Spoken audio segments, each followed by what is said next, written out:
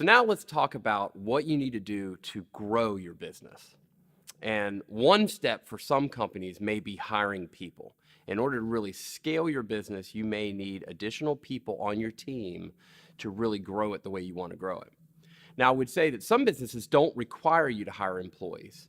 So that may be the case for your business. But if you do require employees, I would urge you to just carefully make a decision on when to hire.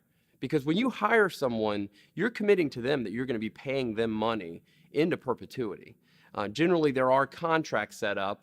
However, most people, when they start on a job, they're thinking they're there for into perpetuity. So you really got to think about the risk that might provide your business, because all of a sudden you now have a cost that could go on into the future, an undefined amount of time. So you really need to make sure that you're ready for bringing on employees. And it's not just pay. There's administrative burden. There's the potential that the wrong hire could really affect your culture. You may not be able to continue the service to your customers the way you want. They could also affect other employees on your team. You have to do that very carefully.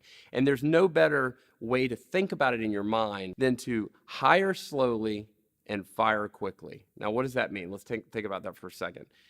When you're hiring, you want to be very careful that you got the right match. The wrong match is not good for the people on your team or for your business. So you got to do that very carefully. When you know that it's the bad fit, it's best to do it very quickly.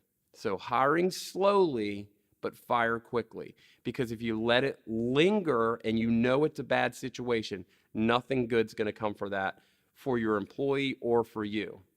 And I would also say, as the leader, as the entrepreneur, the person running this business, it's on you to make those correct hires. So if it's a bad hire, that's on you.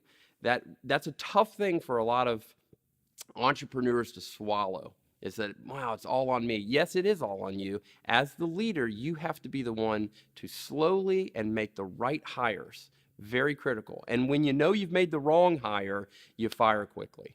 Again, best for all parties.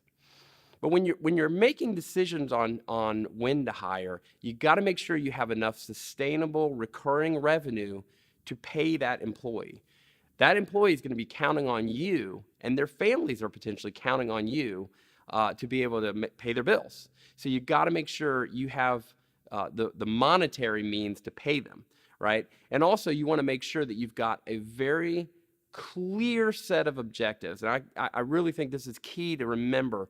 When managing people and when bringing on new people, you have to be very clear on what their job is. This is missed by so many entrepreneurs. It's amazing to me.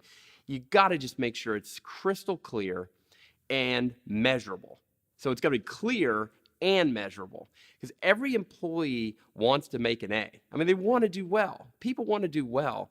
When you bring them on, you got to make sure that they know what they need to do to get that A, right? And many times I see employees working at companies, and they don't even know what it takes to get an A. They don't know what success looks like.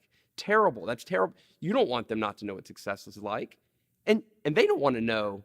They don't want to be in a situation where they don't know how to win. So you got to make that very defined, very clear, and very measurable. And that's not easy to do, so it takes time to get that set up right. So all the more reason to hire slowly, find the right people, and also really take time to put what their objectives are in place. How do you know you need employees? Well, first of all, I would caution you, be careful, because that is a potential risk bringing on an employee. You got to know you need it. So here are the things you might think about.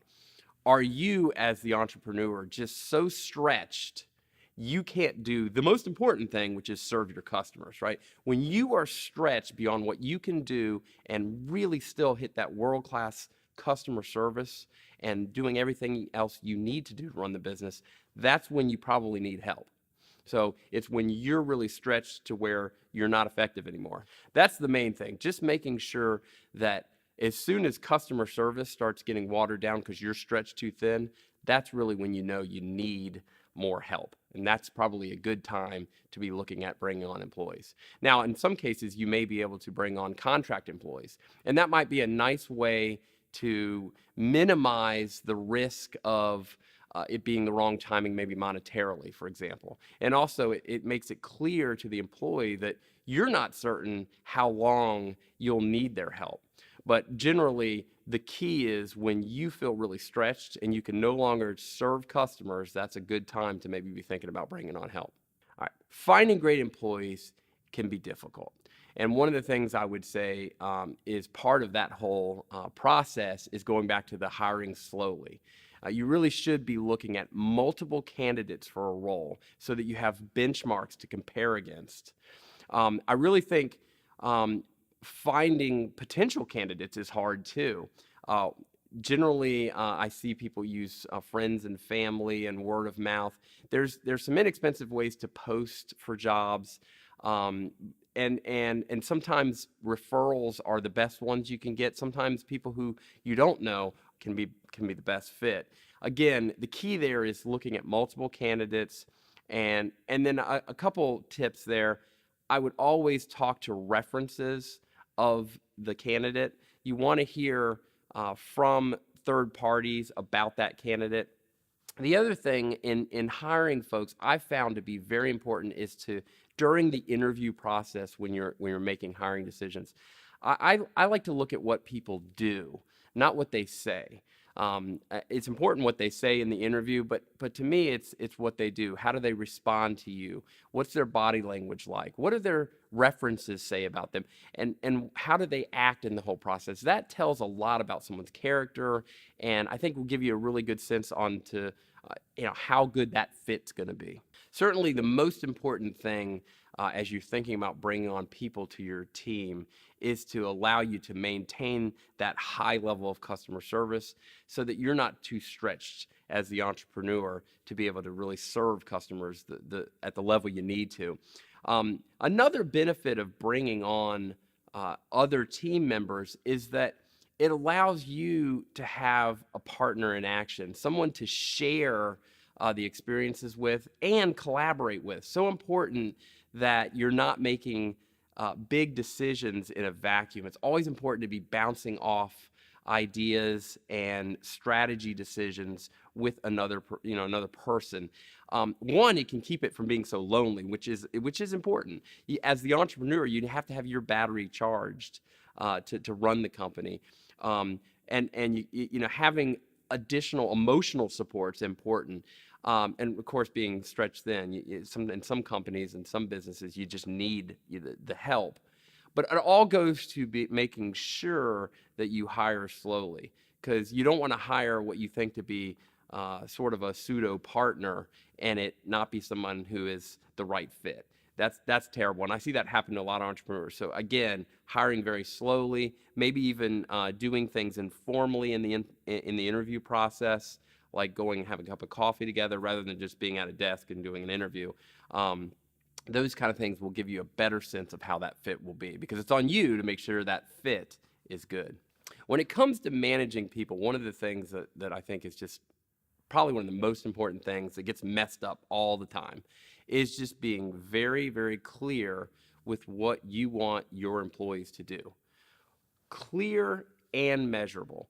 So I would make sure that they understand what they need to do and how do they measure where they are in that process. So how do they make an A? Everybody wants to be successful. Just a lot of times they don't know what they're supposed to do and even how to measure how they're doing.